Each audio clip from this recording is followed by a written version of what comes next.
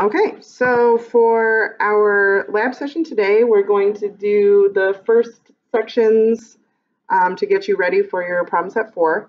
So we're going to start if you look at the lab session 6 outline that I posted in the lab page, you'll see that we are going to start by making some dummy variables.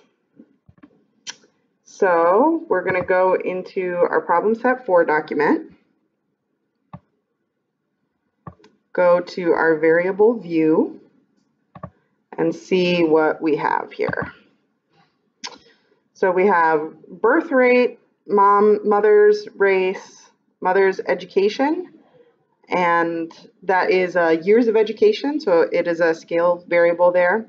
Father's race, the weeks of gestation at the time of birth, whether the baby survived, the sex of the baby, whether the mother was married or not married, the month of first prenatal care, whether it was a multiple birth, twins or more, the mother's age, the dad's age, and then the real key one that we're going to be looking at here with this problem set is smoke.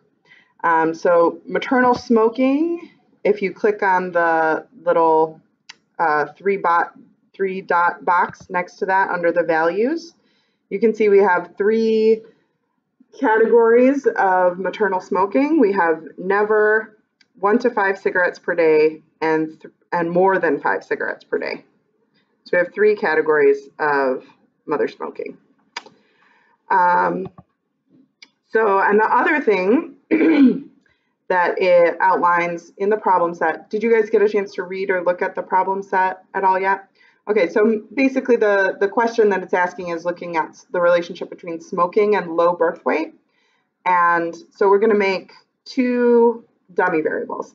We're going to make a dummy variable for birth weight that just defines whether the baby is low birth weight or not. And then we're also going to make one for combining the smoking categories into just 2, so smoking or non-smoking. So how we're going to do that is we're going to go to transform, and first we're going to do the smoking one. We're going to recode into different variables under the transform. And so our input variable is going to be the maternal smoking, the very last one on the bottom. Then we're going to call it smoke dummy.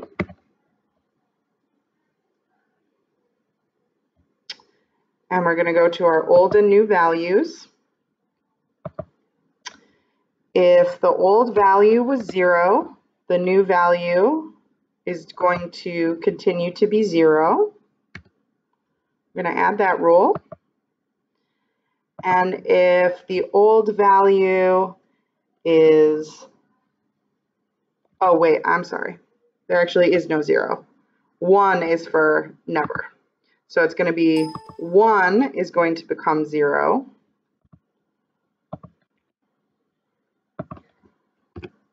For never smoking. And then 2 is going to become 1. And 3 is going to become 1. Hit continue. Change in order to solidify our choice of variable name. We're going to do this on all cases and press OK. Sorry, is it all cases? Oh yeah, that's just in that previous dialog box. It says if, and so we're not going to do anything with that. So yeah.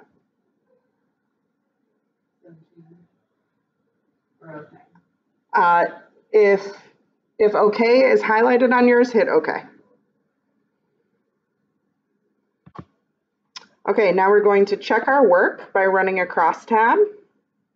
So we're going to go to Analyze, Descriptive Statistics, crosstabs.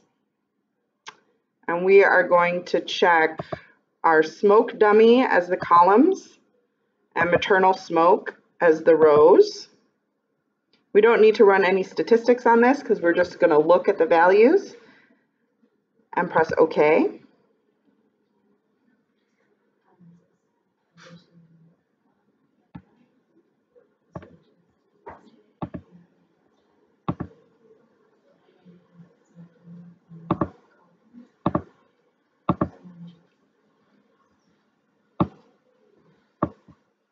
Okay, and then we can see here that for our smoke dummy, that the 556 moms who were under the maternal smoke variable were labeled as never are correctly coded as 0 for our smoke dummy. And then our 36 moms who smoked 1 to 5 cigarettes per day are coded as 1. And our 54 moms who smoked more than 5 cigarettes per day are coded as 1 also. So one thing you probably want to take a note of is that, you know, in part due to excellent public health that has raised awareness about the risks of smoking during pregnancy, we have a really pretty small proportion of moms in our sample that did smoke at all. So just keep that in mind as you're going through this process, is that this represents a smaller sample size compared to the other ones. So our ability to really fine grain know exactly what's happening with the smoking moms is less powerful than our ability to know what's going on with the moms who did not smoke. Okay, so we made that dummy variable. Now we're going to make one for low birth weight, and we're going to do a little bit different process this time. So we are going to go to transform again, only instead of recode into different variables, we're going to go to compute variable, the very first on the drop down. Our target variable is going to be low B weight. So low birth weight is going to equal 0. And then we are going to go to our if down here. We're going to include cases when birth weight is greater than 2,500 grams. Hi.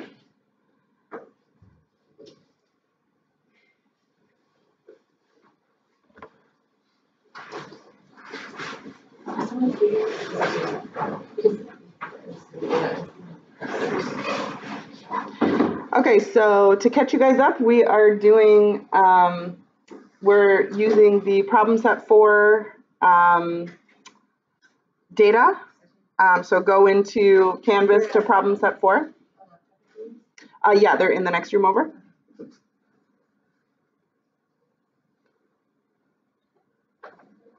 Okay, so did you guys get to the compute variable if? Okay, so then we're going to hit continue. And we're going to hit OK.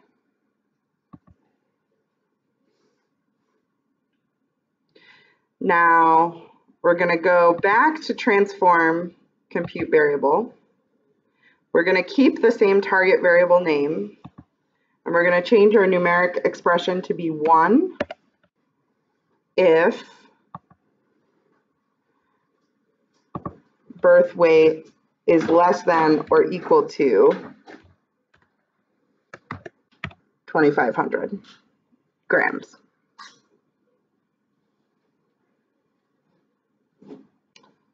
Gonna hit OK and OK again. And we do want to change this existing variable, so hit OK.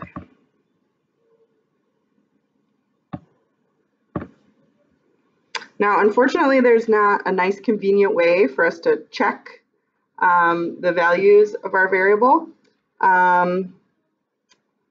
Let's see, analyze. I think we do.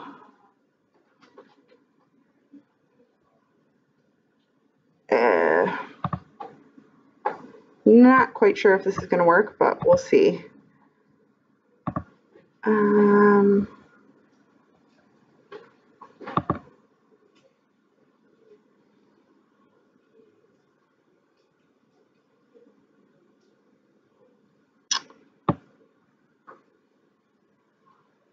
So we can see that there is a difference, at least in the means.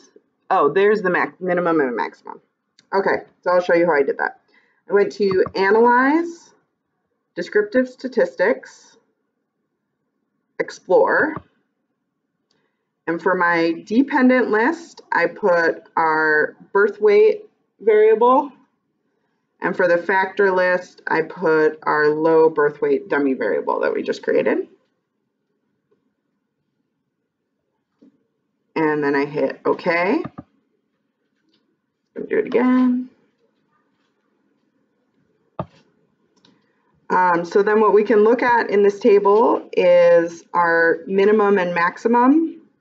So we see that for the category in which low birth weight is labeled as 0, as the not being low birth weight, we see that the minimum is 2,523, so that is over 2,500.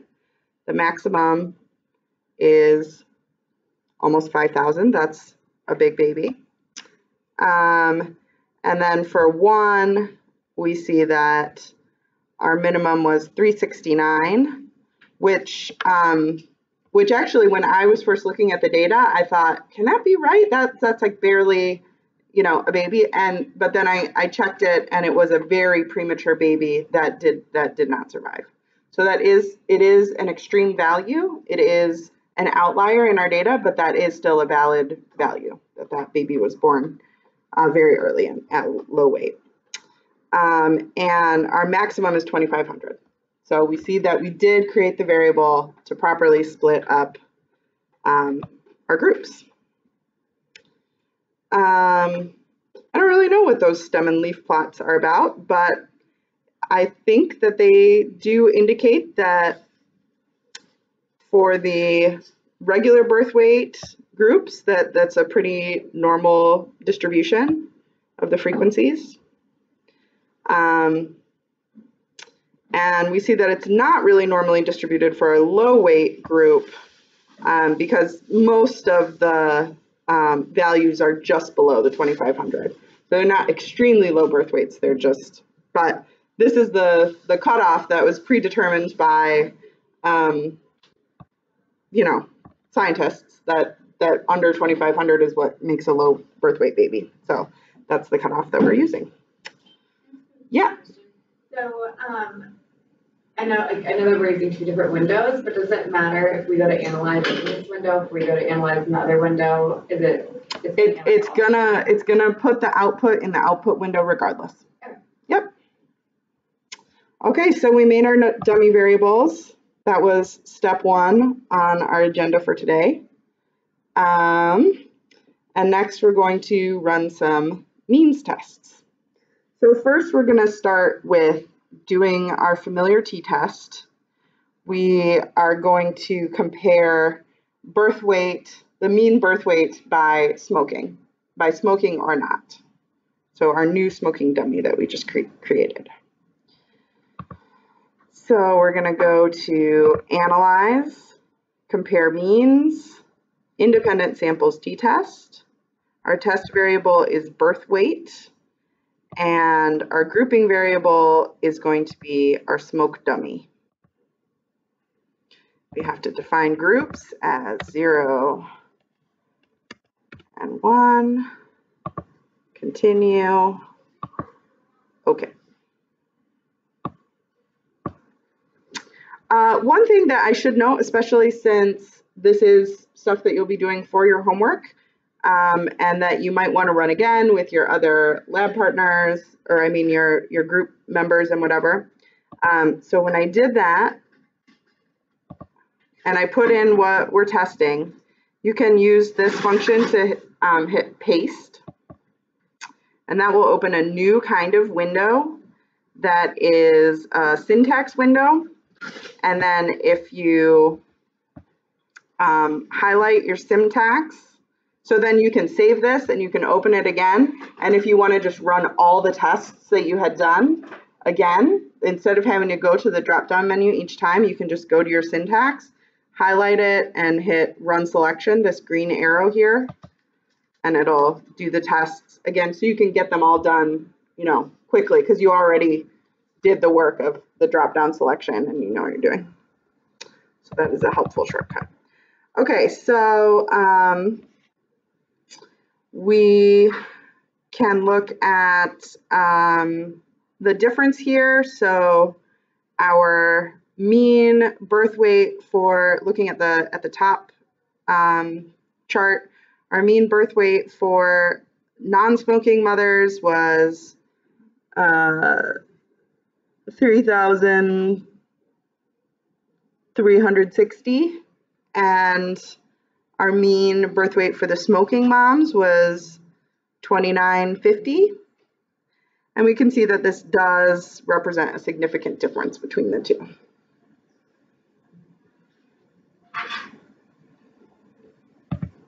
So we can start with that, but you will notice though that even that it is going to be a separate question when we look at the issue of low birth weight, because the average birth weight for even the smoking mothers is above that 2,500 cutoff.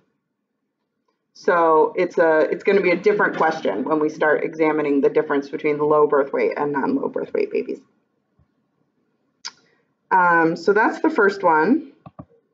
Then the second one is we can test whether within the smoking groups, whether there's a difference between the birth weights. So does it make a difference if you smoke 5 or less cigarettes a day versus more than 5 cigarettes a day? So how we're going to do that is we're going to select cases. So we're going to go to data, select cases. We're going to hit if this condition is satisfied. We're going to define it as if maternal smoking is greater than 1. Because remember, our non-smokers had a value of 1. So you could also put is greater than or equal to 2, be the same function. So we're going to hit continue and OK. And now we're going to do the same type of test. We're going to go to Analyze, Compare Means, Independent Samples t-test. Only this time, instead of the smoke dummy, we're going to use the maternal smoking variable. And when we define groups, our groups this time are going to be 2 and 3. Yes.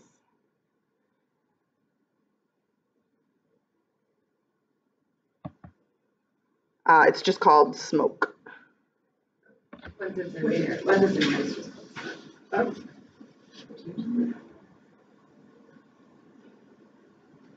Got it? And then define groups to 2 and 3. And then hit OK.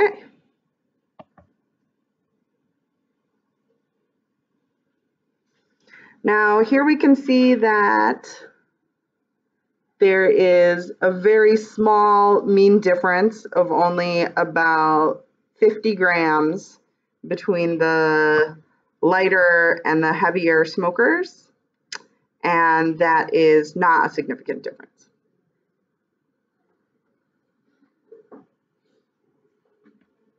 Does everybody see that? Significance here is, I don't know, you look at this significance one.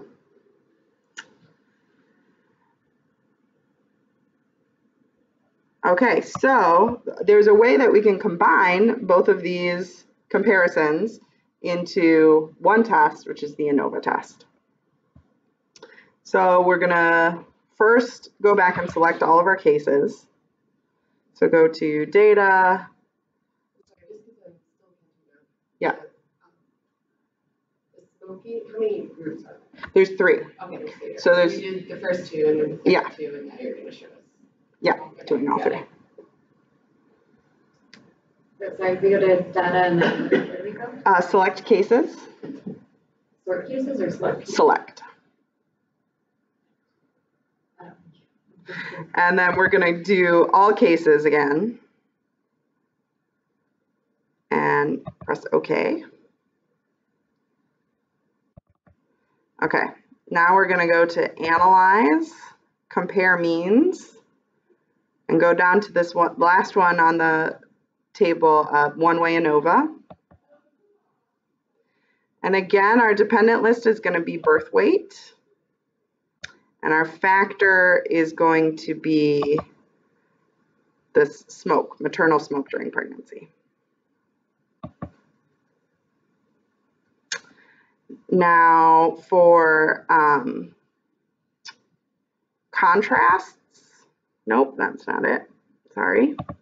Post hoc, we want to do a sheaf test. That's what Callie was showing on her output on Tuesday. I'm gonna request a sheaf test and press continue. And then under options, what I find to be really helpful is to look at a means plot.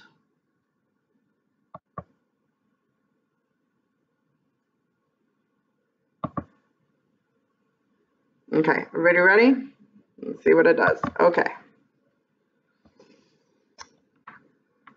So here we can see, just looking at the overall ANOVA, which is there a difference in the means of any of these groups? And we see that there is a significant result. Then if you want to find out which groups are different, then that's when you have to go to the next table of the sheaf tests. So we can see here that never smoking is significantly different from smoking 1 to 5 cigarettes a day, and it's significantly different from smoking more than 5 cigarettes a day. We can see that there is a significant difference between, again, you can see the 1 to 5 and never does have a significant difference, but the 1 to 5 and the more than 5 is showing no difference, and same thing in the next table. So you might draw the conclusion that maternal smoking does make a difference in mean birth weight, but that how much the mom smokes does not appear to show a significant difference in this data. And then if we scroll down to our means plot, you can see that really clearly here, that there is a slight difference between the bottom two of the smoking groups, but the very big difference that's driving the significance of this ANOVA test is that the non-smokers had significantly higher birth weight. Okay, does that make sense? Yeah. So we don't have to run the t-test before doing the ANOVA, right? Like no. We could just do the ANOVA. And... You can just do the ANOVA. Yeah, that was more to illustrate that it does the multiple tests at once. But I think that well, not necessarily, but if I were doing this output, what I would, and I wanted to show that there was, that smoking was what made the difference rather than how much smoking. Yeah. This output works, but also then I think that once I got that finding, what I would want to do after that is just use the smoking dummy, because I know that I don't need to compare all three groups because these two groups are very similar. So from then on, I would justify, and then I would like just check to make sure that once I combine those groups, that my findings still held up. Okay, so what's next on the agenda? I'm sorry. Yeah. Have a quick question. So where does this define on the homework description how to break up the group? I know you already did this. Oh, let's see. I will pull it up. Sorry. No, it's fine. The groups were already broken up in the data. That existed. The 3 smoking groups, the never 1 to 5 and more than 5. And then I don't think it tells you that you have to then create a smoking dummy combining the groups. That was just something that I did. If you go to line 13 Mm-hmm. and click on under values, Mm-hmm. click the 3 dots, the blue 3 dots, and it says 1 equals never, 2 equals 1.5 cigarettes per day, 3 equals more than 5 cigarettes per day. Okay, and then what about the birth weight? Oh, yeah, that's what that says in the homework. Let me find it. Okay. Yeah, and well, and actually, it'd be a good idea because I'm not sure if it specifies that the cutoff should be, like if you had exactly 2,500, does that count as low or is it under 2,500? Let's see. Under 25. Under 2,500, okay. Yeah.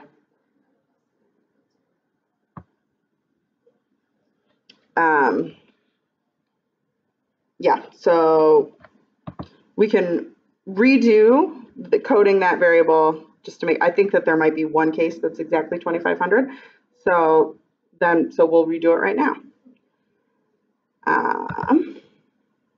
So we're going to go to,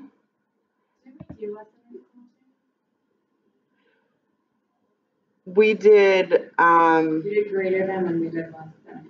yeah, and I think it's supposed to be the opposite. I think it's supposed to be greater than or equal to and just less than. We don't need to rerun all of our tests.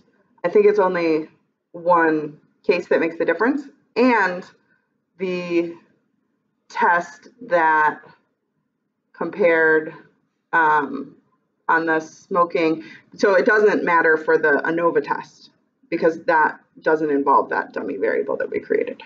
Actually, we haven't used that variable at all yet, so we don't have to rerun any tests. But we'll redo it now just so you have it and can save it in your file and you know it's right. Okay, so we're going to go back to compute variable. And for low birth weight equals 1, we're going to hit our if button and just take out the equal sign.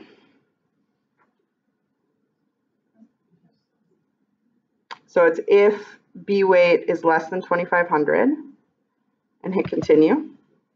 Sorry. Yep. Oh, you can check. Okay. Yeah, if. And then there you can edit it.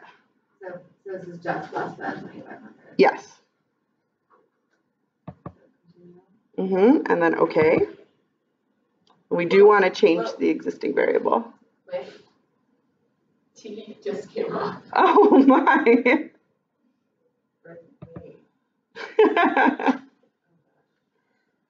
Does it stick back on? Uh-oh. I will email Sid and let him know. What do we do? Yep. So we'll go back to the same low birth weight and we're going to change this to 0 and do if B weight is greater than or equal to 2,500. Hit continue. The order of equals to and greater than? I don't think so.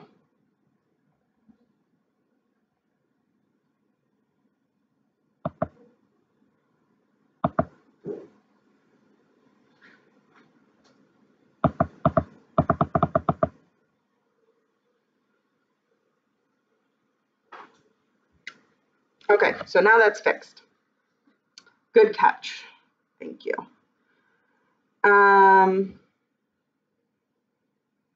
Okay, so next we are going to do a chi-square test and we are going to look at our smoking groups and now we're going to use our low birth weight dummy. So it's a good thing that we fixed that first before we ran this.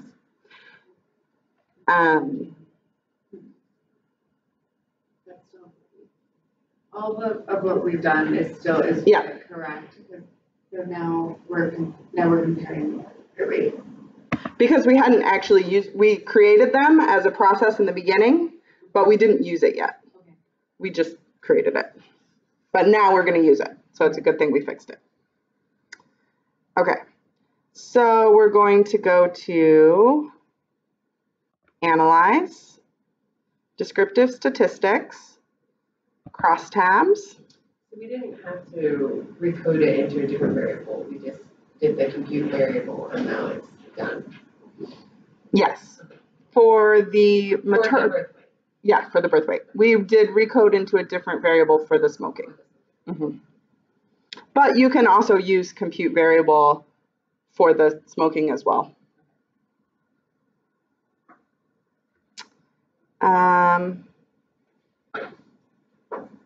Okay, so for the rows, let's do our 3 category smoke variable, the maternal smoke during pregnancy. And for our columns, we're going to do our low birth weight dummy. We're going to request that we run a chi-square statistics and press continue. And for our cells, we're going to do observed and expected counts, and we're going to do all of our percentages. So you would not want to include the graph we're going to make is big and messy. It's not what you want to include in your output, but we're going to use it as an example to go through and see how to interpret all these different things.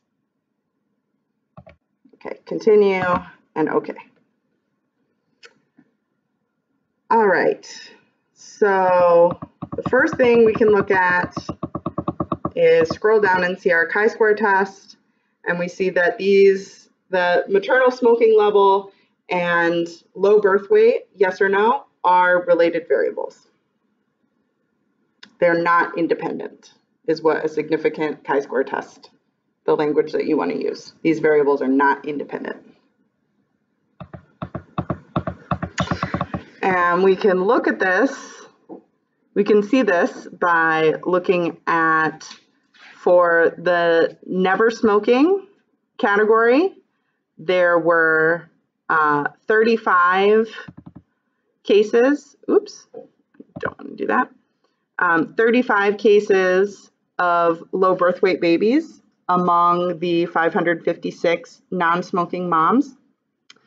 And if these variables were not related, we would expect 50 to be in the low birth weight category. So we can see that that is definitely less.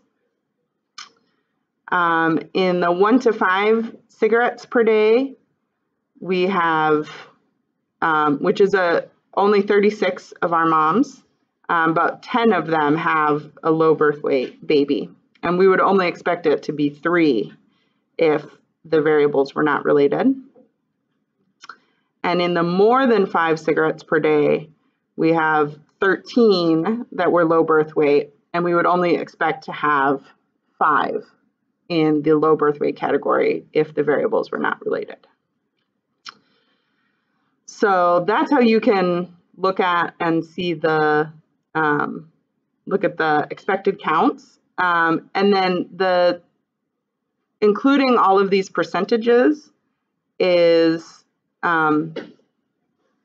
can get like a little cluttered, but in general, I think it's a good idea to get all of these percentages on your output so that then when you save it to Word, and then when you go to do your write-up, you know that you have them already calculated when you make your nice, pretty table.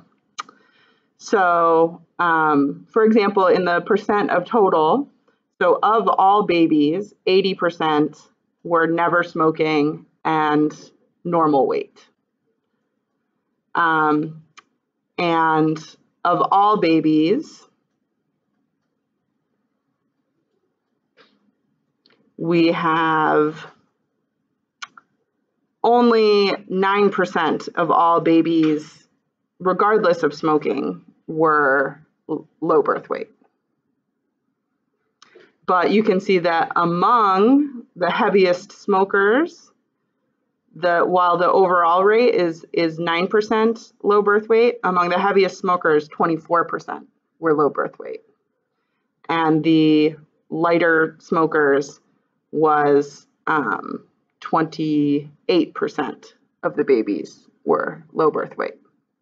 So while even if you smoke, you're still more likely than not to have a normal birth weight baby, because almost 75% of these moms did have normal birth weight babies.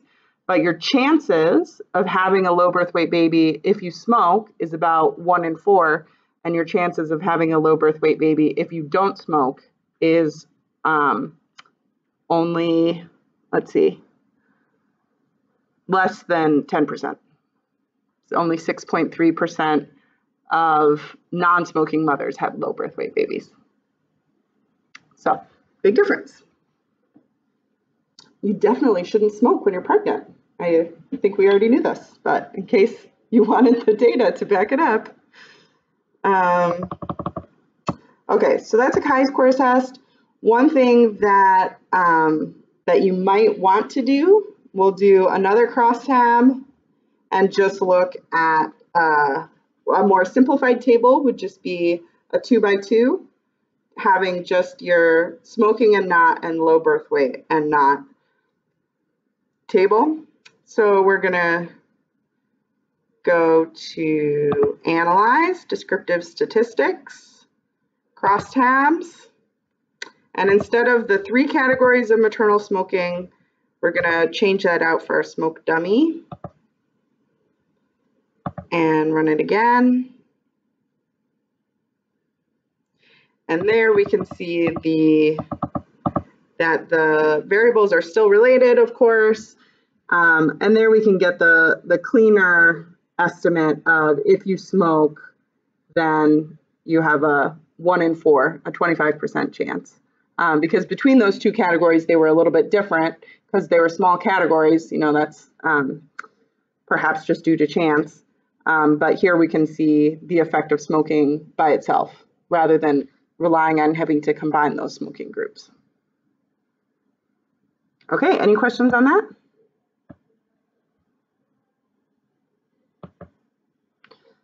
All right. In general, I love crosstabs. I think that crosstabs are an excellent way to show the relationships between variables. I think they're a good basis of charts that are a good idea to include in your write-ups. Okay, so the last thing we're going to do is correlations. We're going to do bivariate correlations, and we actually have a whole bunch of variables that we're going to look at the correlations for. And this is in preparation for one of the very first steps of running a regression is seeing the correlation between all of your variables. So that's what we're going to get started with. So we're going to go to Analyze, Correlate, Bivariate, and we're going to throw a bunch of variables in here, pretty much all of our continuous ones. So we're going to look at birth weight, mother's education, I think gestation, let's see, I made the list. Yep, gestation, month, and smoking. Gestation, month, and smoking. Now, one thing to note is that there are only 3 categories of smoking. They are an ordinal variable, so they're in an order. You know, they represent more smoking. But in general, you just want to have a note of caution and keep that in mind when you're looking at correlations, that only 3 categories that are not necessarily in equally distributed groups is not going to create the best measure. If you wanted to compare, for example, birth weight and maternal smoking groups, and you wanted to include the 3 groups, the best test would be to do an ANOVA. But we're going to see, since this is an important variable for our regression, we're going to look at the correlation here.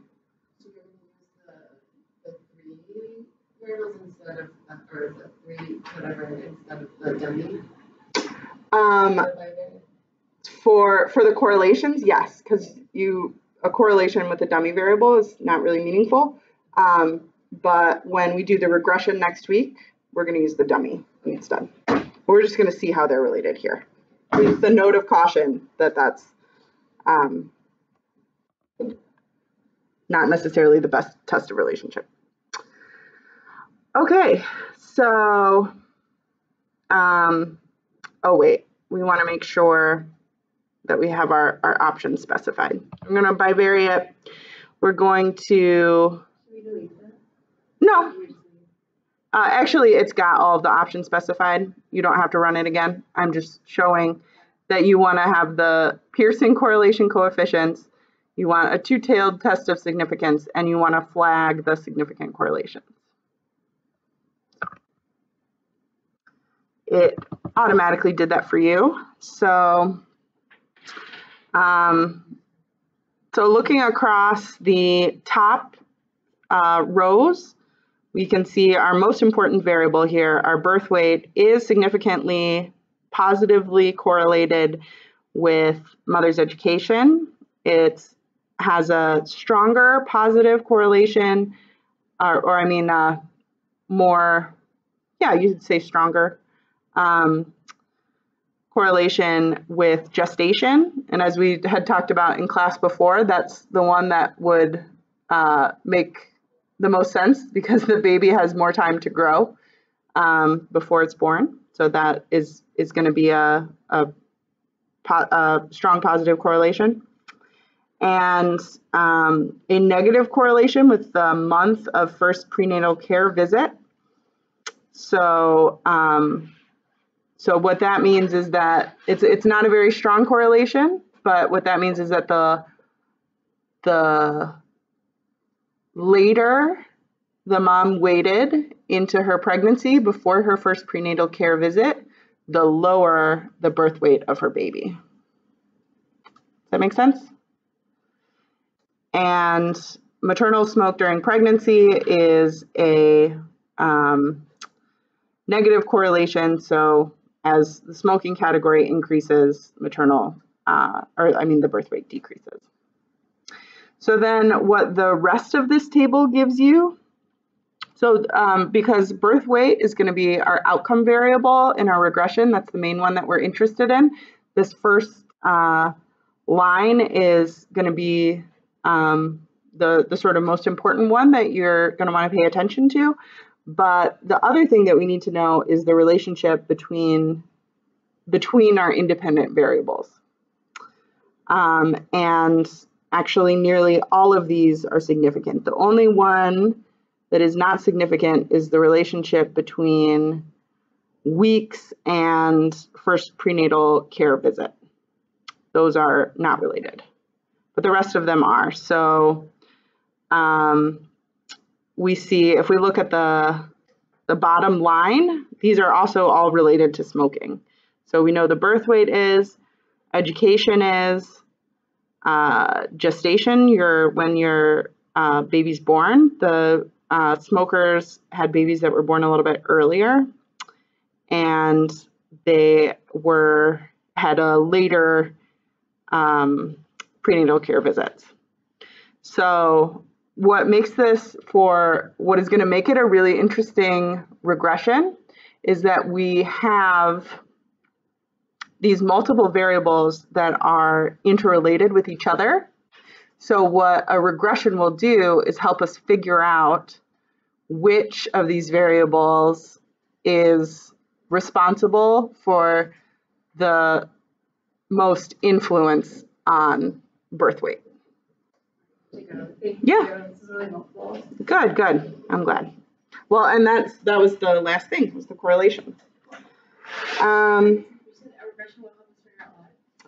Which of these, so all of these variables are related to birth weight, and we can sort out which ones are responsible for how much of the variation in birth weight.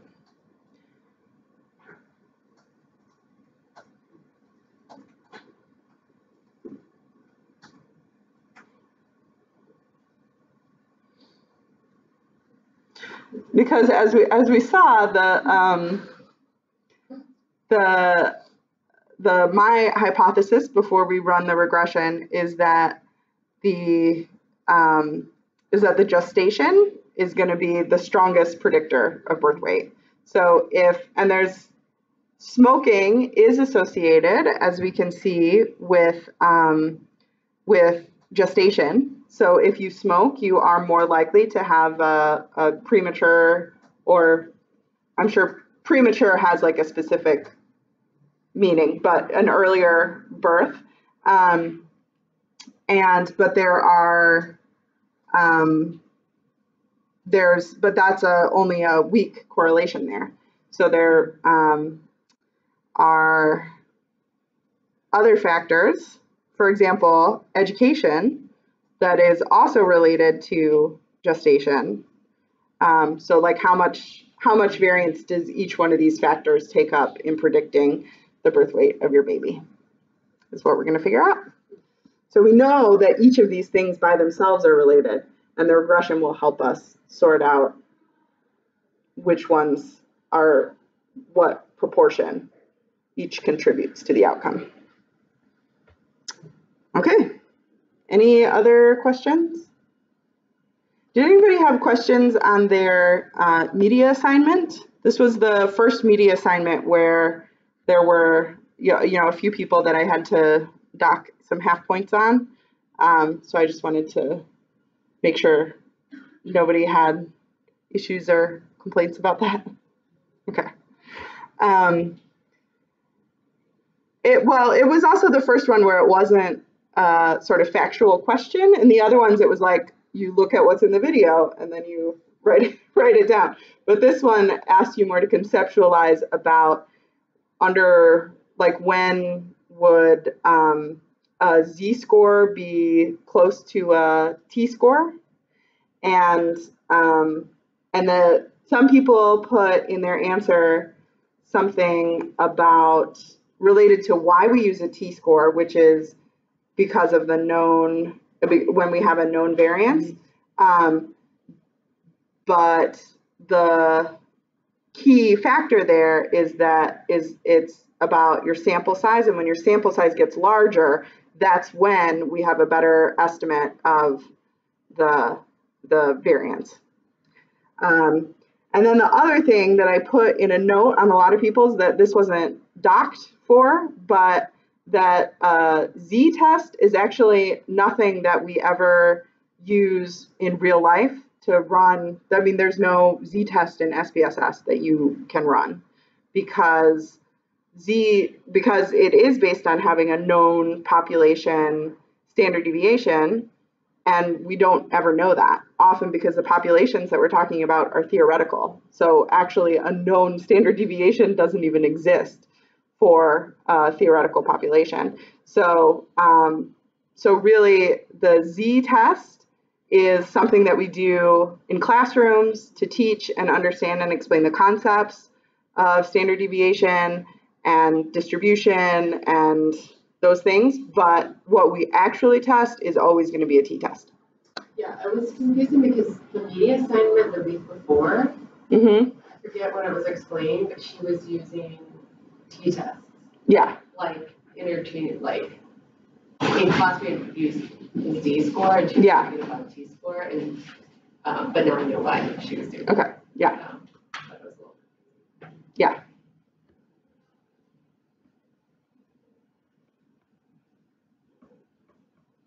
So we have another lab for our homework students. Yes.